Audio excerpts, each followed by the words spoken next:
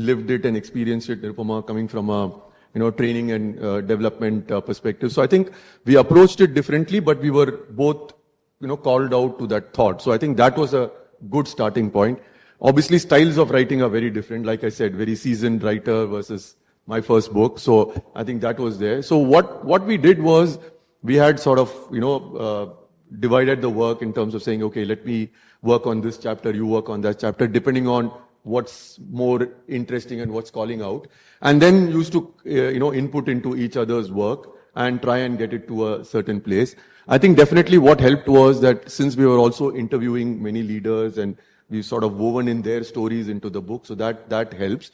But fundamentally, the framework is something that we worked on and tried to see if we can get something which we are happy with and good with, and then sort of took it forward from there. I mean, obviously there were places of disagreements and I'd love to hear a little bit more about well, she will talk about it, but mostly alive and kicking, so I guess it was all good. Offline. You're still here on stage together, yes, so wasn't that bad? Yeah, we survived, yes, I would say. So Nirupama, what was the more frustrating parts of putting this book together?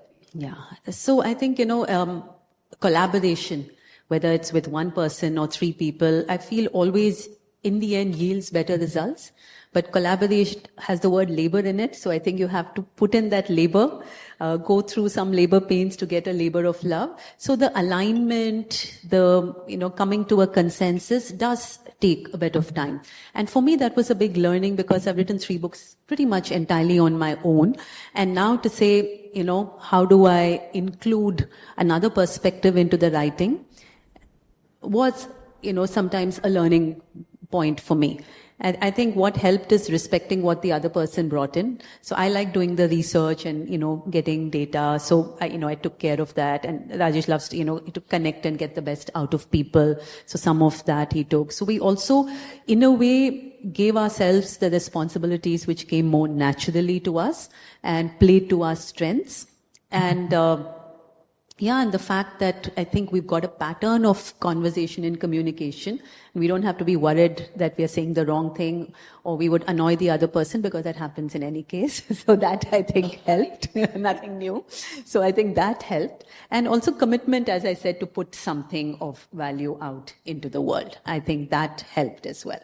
And how long was this journey of thinking about writing this book at that dinner table that you talked about and then actually getting it out? So I think the seed of the idea was sometime in the second half of 23. So that's when it started, probably August, September. I remember first couple of interviews we did in August, more like a pilot interviews with a couple of CEOs. And then the writing itself got over in December of 24. So just about 15, 16 months in terms of the writing. And then of course there was the process of editing and all of it. So, and then it came out in June. So I would say, actually, if you look at it, it was fairly fast. Sometimes it takes almost 2 years for it to finally come out. So this took just under 2 years. And how have your nurturing quotients evolved in this process of that 18 months, right? Where were you and what did you find about your own nurturing quotient through this process? Yeah, as I said, one of the things for me was the emotional part, right? And I think I've become much more intentional about that.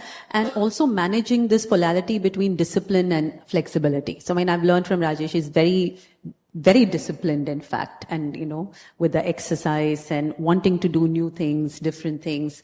I'm a bit more of the flexible. So I have also learned to manage that polarity better. So I think that is one area.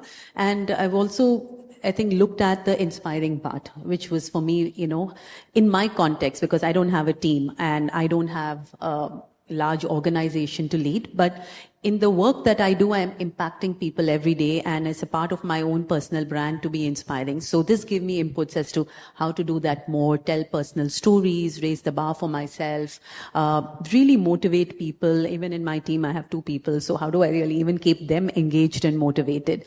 So I think I became more conscious and intentional about that.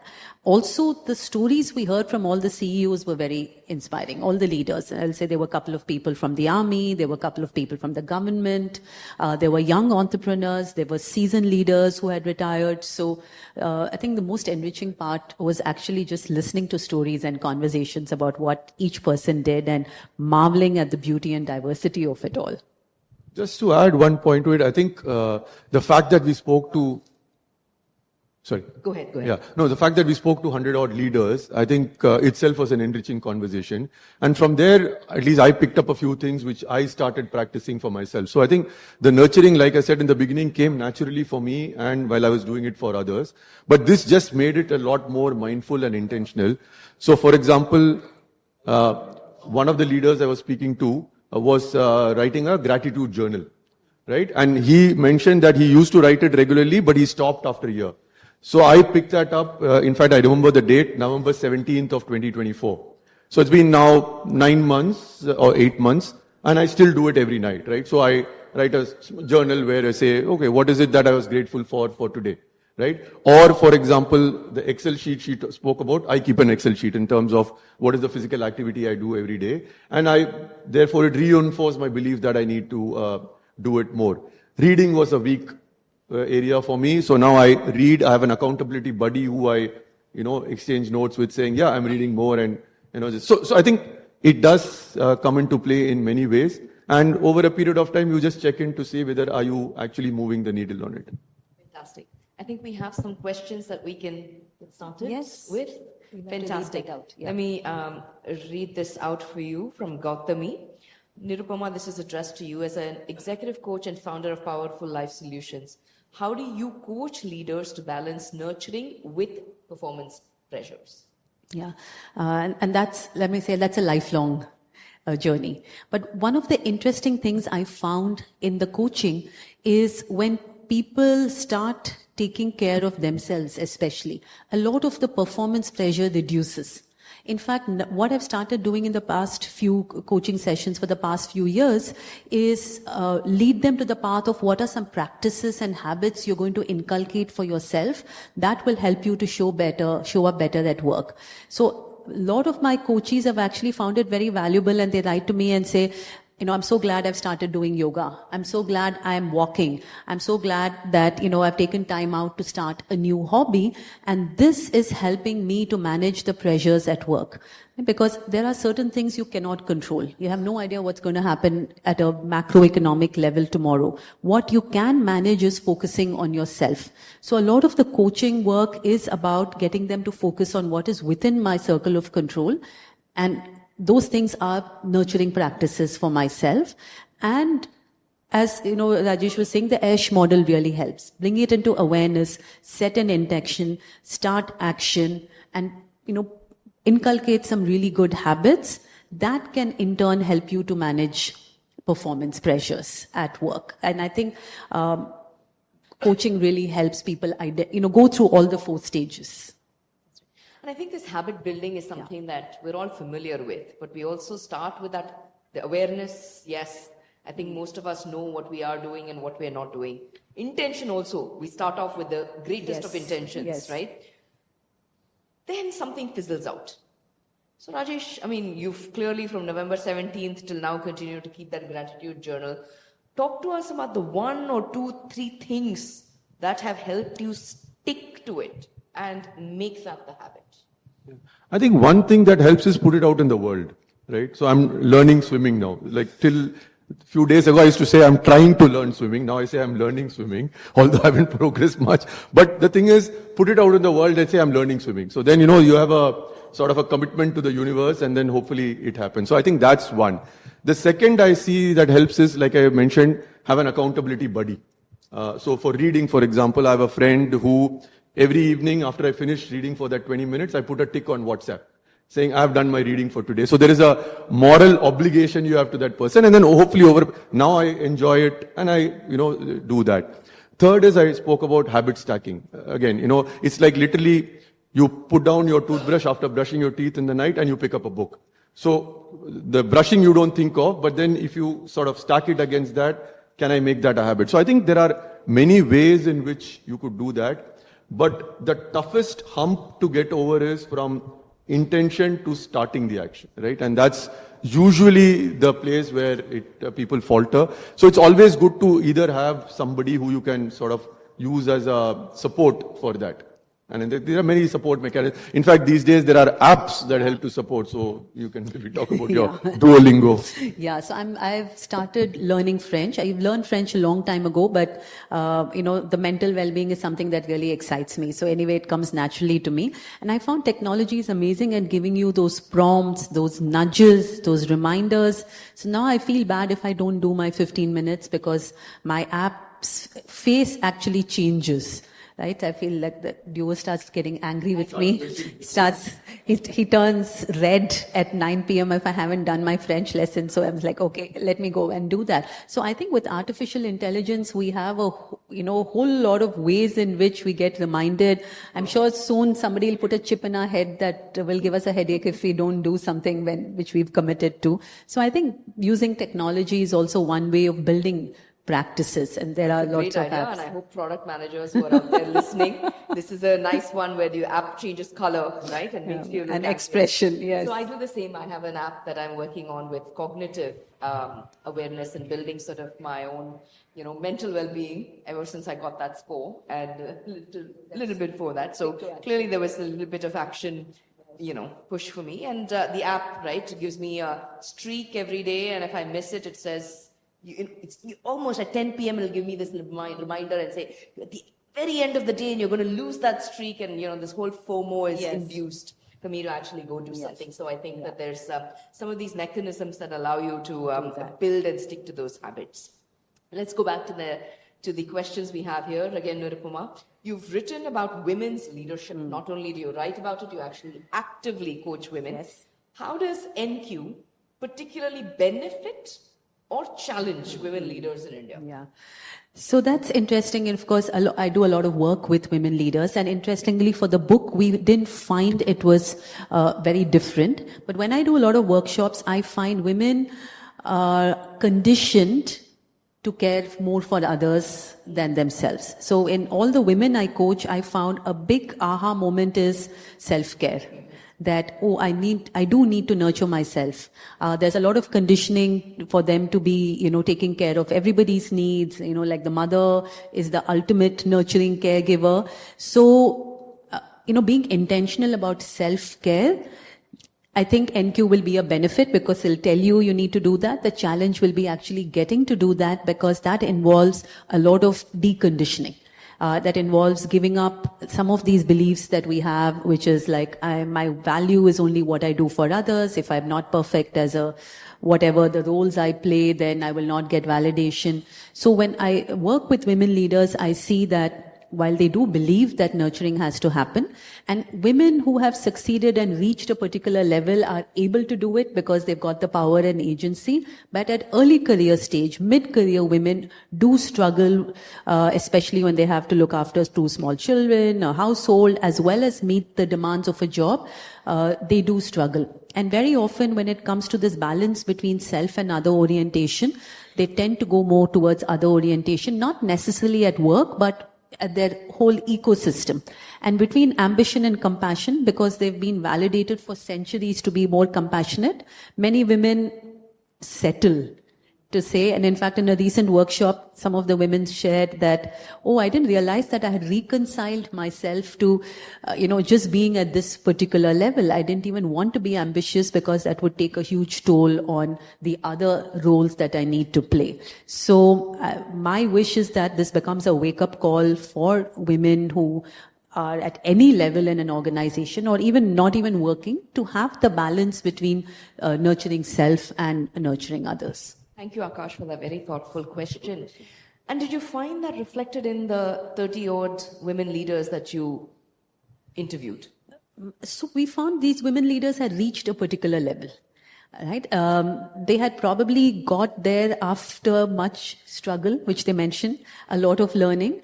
And many of the women leaders were even more intentional than men about taking time out for themselves. Because for them, it was not just a nice to have, it was a must have. Otherwise, they are not able to bring all their energies to work. I'm sure you might have experienced that, Satya, when, at work, that I really need to take this 1 hour to do my knitting, or I really need to pursue this particular passion or hobby, or I need one time where everybody's out of the house and I'm all by myself, and they have to prioritize and be extremely intentional, and they were able to do that. They were able to delegate a lot, both at home and at work, which is why I think they reached that position in the first place. And therefore, to all the young women who are struggling to find that balance, right, be kind to yourselves. And for those of you who are surrounded by younger women, please do be kinder to them, because it does take a little while to uncondition, decondition, and then start to focus on self beyond the others, right? And I think that is clearly a recipe that's important for leaders, and we need as many women leaders, in our organizations. Rajesh, a question for you from Radha. Having led Perfetti as MD in India, how did you personally apply some of the NQ principles while leading such a large organization? So I'll give 3 very quick examples. One is in terms of inspiring. So I was running Bangladesh before, and then I came to India, ran India.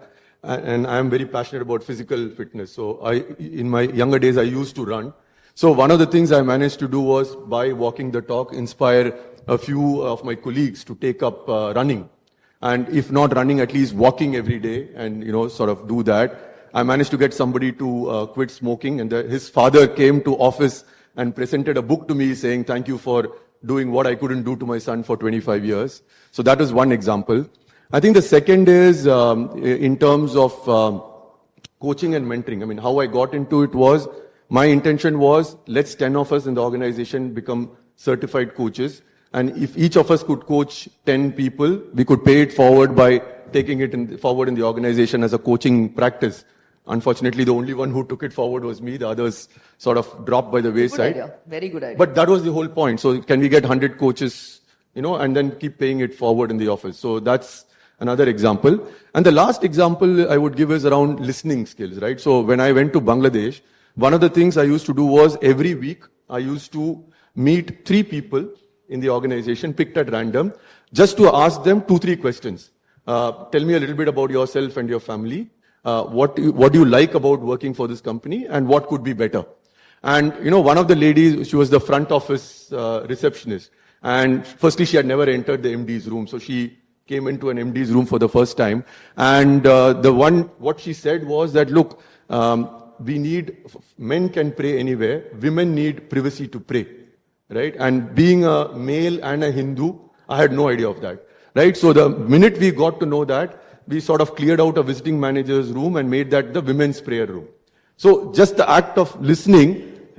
Sorry?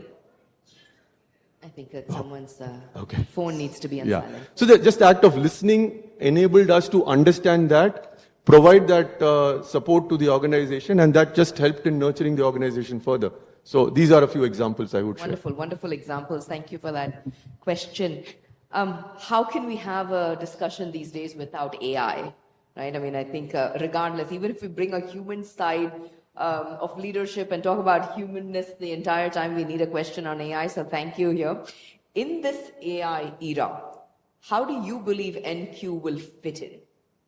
And what do you see as the difference between NQ versus EQ, which is the emotional quotient? Maybe one of you can take the AI question first, and then the other can do the difference. Yeah, it's interesting. In fact, in the book, we mentioned that as long as there are human beings around, we will still need nurturing of self and others. Right? And the example I gave you was how AI can be a great enabler. It's not going to replace the leader. Right? If tomorrow I'm going to take instructions from an AI bot, then maybe it'll change, but I don't think we've reached there. As long as there are human beings around, we can use AI as an enabler to help us to form the habits, to take away from some of the work that, we used to struggle to do so that we can nurture ourselves. I would love it if AI helped to reduce the work hours of people rather than increase, right? Or even create that Excel spreadsheet. Create that Excel spreadsheet. Yeah. Imagine you can give ChatGPT a prompt and they will give you insights on the numbers so you can go and do something enriching. So I think we have to be innovative and we have to be creative to see how we can use AI to nurture ourselves in a much better way by giving away some of the things that AI can easily do. What AI, I think, cannot do is really caring, connection, the empathy, the warmth that human interaction brings, and the sense of creating a sense of belonging and inclusion, all of which are enablers for performance. I couldn't agree more, and I think bringing out the NQ and making us aware, especially in this era of AI, is what I think that they've done for our communities. So thank you both for that. The difference between EQ and nurturing quotient, what's the difference really? My point of view on that is that EQ is a subset of NQ, right? I mean, if you look at emotional quotient, nurturing goes beyond that. So nurturing is about taking care of self along 4 dimensions: physical, mental, emotional, spiritual, and taking care of others. So emotional quotient, which is a lot to do with empathy, a lot to do with our emotions, is a subset of it. Wonderful. The next question here is, how much influence does a leader have over the organization's culture and its own nurturing quotient? And can a leader change it, especially in large organizations? And I'm going to add a twist, especially if they're not driving the agenda, right? So they're not the CEO or the chairman of the board. Yeah, I mean, I think definitely. So even in the past, the examples that I was giving, so mentoring and coaching, the intention was, can 10 senior people become coaches, and can they pay it forward? So it has to, a lot of it has to flow from the top, right? So that's one example of it. And the second is, I think what we are seeing is, if a lot of companies, especially companies with a lot of young people, they tend to ape and copy what the leader does, right? And we see that in a lot of startups, etc. So if the leader does a certain, set of things, dresses a certain way, it does tend to get copied.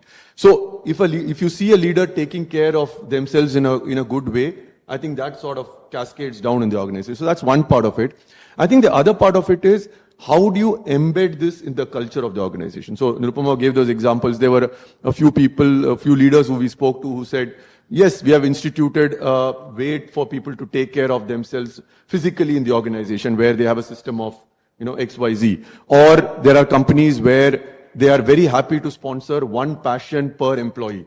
Whatever passion you pick, they sponsor that. Or they set aside learning money and say, go learn a new thing.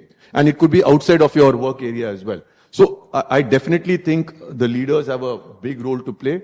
To your point, yes, ideally the CEO, but I think even one below. I have seen places where there is a CXO who takes interest in it, so it happens, say, in a marketing function, but may not happen in a finance function, right? And then once it starts happening there, it then sort of has a cascading effect, So. All right, this question is for me. I'm going to try and answer it, but please feel free to pitch in based on what you're saying. What key gaps do you notice in how emerging leaders nurture themselves and empower teams? And how can we better prepare them for an NQ-oriented leadership?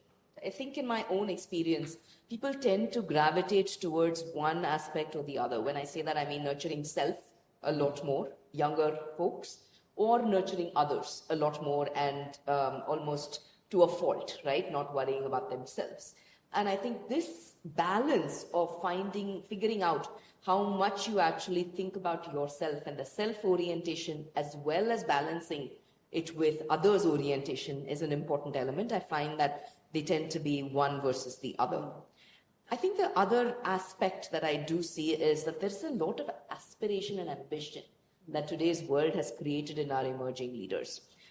This quality of patience that you mentioned is something that I have enormously value, and I find that folks with younger tenures tend to be a lot more aspirational, ambitious, and want things a lot faster.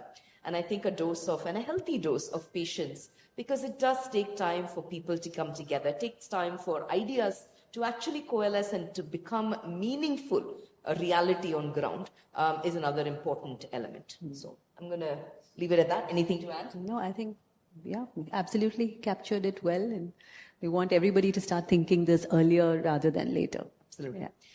So can you share a particularly surprising insight? All right, we talked about surprising earlier. So let's take the second piece. Contradicting insight that emerged from the 115 CEO interviews, asks Sedush.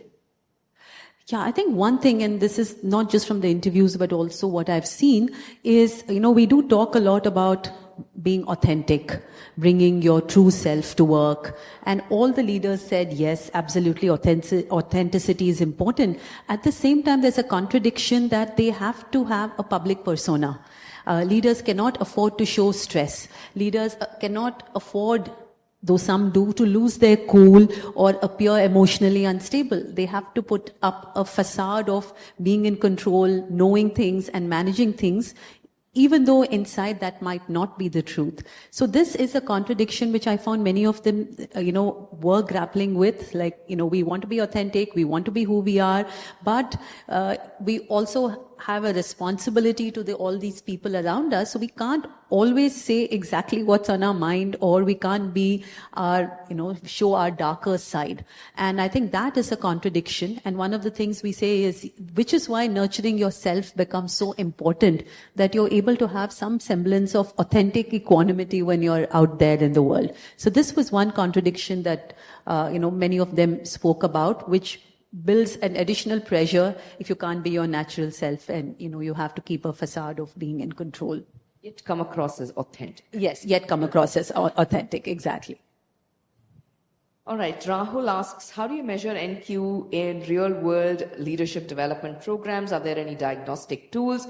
Do you want to show off the tool again? Well, now there's a tool, right? And it's a very, how shall I say, simple, inexpensive, easy to access tool that anybody can take. You don't have to wait for your corporate to come. It's there in the book as a scan. You can take it for 10 minutes. It costs less than a cup of coffee at Starbucks. So we wanted to empower everybody to be able to access the tool and measure your nurturing quotient. So I would say, take it, do something about it, measure yourself after a few months. If you're a part of an organization, encourage them to socialize it, bring it, to all the people, and you can actually measure. Yes, exactly. Have all of these in which, so that you can measure it, right? So I think that was the thinking behind bringing something tangible, behavior-based. Right? So no matter who you are, where you are, it's a simple set of best practices and behaviors which you can implement and measure yourself. Brilliant. I'm assuming that people in the room who have questions are also scanning and answering or putting it up there. If not, yes? All right, super. Please feel free to ask questions and put it into this QR code. All right. So the next question, why do so many people struggle to nurture themselves while easily nurturing others? And I think we saw that in the room as well when we did the show of hands. There were far fewer people who were nurturing themselves and far more people who are nurturing others. So why is it so hard? I'm not sure whether that's entirely true. In the sense, at least with the leaders who we interviewed, we found at least they were far more intentional about nurturing themselves. While it was not so intentional when it was nurturing others. So I'm not sure whether they struggle. But I think a few things is that while you are nurturing yourself, you also realize that you can't serve from an empty vessel. Right? For a leader to be able to take care of others and nurture others, grow the business, etc., you need to be in peak form, right? And when I say peak, it's not just about physical, but in all dimensions of energy. So I think intuitively leaders do realize that, they have to take care of themselves in some form or the other. So they manage to get in at least the base level of, do I have the physical activity, the number of steps I do? Do I have some support group whom I can chat with? So those are those kind of things that they have to take care of themselves. I think when it comes to nurturing others is where there is that lack of intentionality. But having said that, I think nurturing others, any leader would like to be seen as doing something for others. So in that sense, it's probably a little bit more visible form of nurturing, whereas what you do to nurture yourself is a little bit more invisible. So I think that's the difference. Yeah. And I would also add to that, the struggle is also because of our mindsets. Somewhere that self-care is selfish. Somewhere that the leader is a superman/superwoman who has to have it all together and, should always be present for others. I think that mindset is what causes the struggle between nurturing self and the validation that you get from the world for nurturing others is, what people enjoy and they want. Therefore, not realizing that if I don't have a fit mind, body and soul, I'm not going to be in a position to do that. So I think in a way the struggle is more internal. You have to sort that out within your own mind. And as Rajesh was saying, realize you can't serve from an empty vessel. Then the struggle becomes easier. And I think in the book as well, you refer to this as the oxygen mask on the flight, right? So you need your own oxygen mask on before you can help others. But I think the lure of nurturing others is so high as a leader. And more importantly, I mean, there's no way that you can get that quarterly results done if you're not inspiring people, empowering them, and actually getting them motivated, right, and coached up to be able to deliver. So it naturally does come unintentionally sometimes, but I think the self-orientation makes it a little bit harder for folks to actually put themselves first. Thank you, Srikanth, for this question. Are you planning follow-up work, perhaps NQ framework for educators, parents, or Gen Z leaders, or even organizations? Like I mentioned earlier, this is pretty much a universal framework. We believe that, it's not just for leaders. We have used it in the context of leaders because both of us work in that space. So we did interview leaders to see how they do it. But if you really look at it, I think it would be very relevant to a Gen Z, to an educator, to anybody else, because fundamentally it's about, am I taking care of myself well enough so that I can perform to my full potential? So for any work that you do need to perform to your full potential.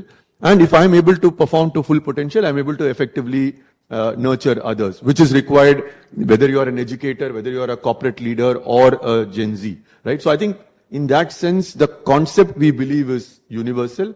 Of course, there could be nuancing of it, which can always be done, but essentially it's a concept which is fairly universal. Got it. And how do you propose, right? Let's say we want to help our organizations here understand this better, inculcate it better. Are there other ways beyond reading the book and taking the questionnaire?